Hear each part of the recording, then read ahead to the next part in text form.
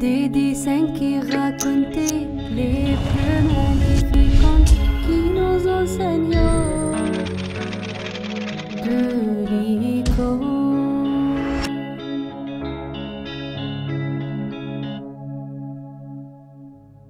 Notre camp pour aujourd'hui va nous parler de Sainte Marina la Martyre. Voyons cette maison.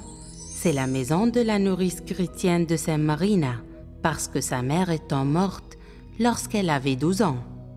Marina était la seule fille de parents païens nobles. Sa nourrice lui a appris sa foi chrétienne.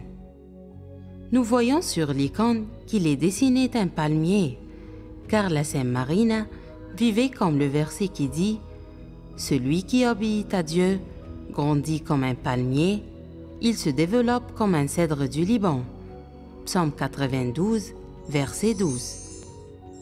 Comme un arbre qui grandit et donne de bons fruits, elle aussi avait grandi dans la sainteté et l'amour de notre Seigneur Jésus.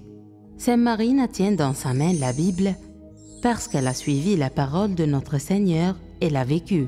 Elle tient aussi une croix dans l'autre main, cela signifie la victoire et la conquête du mal, comme on peut le voir lorsqu'elle écrase le démon. C'est pour cette raison qu'on l'appelle vainqueur des démons. Elle ne craignait pas de proclamer à haute voix qu'elle était chrétienne devant l'empereur. Nous voyons aussi qu'elle était habillée en blanc, ce qui signifie la pureté. La foi de Sainte Marina en Dieu était si grande qu'elle désirait vivre une vie de virginité. Elle est vêtue également de rouge, car cela signifie qu'elle désirait suivre le chemin difficile du martyre.